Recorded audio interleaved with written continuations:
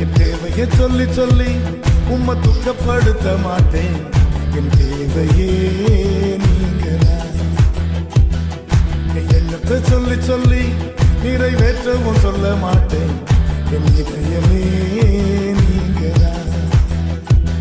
என் தேவனே, என் ஜீவனே, என் அன்பு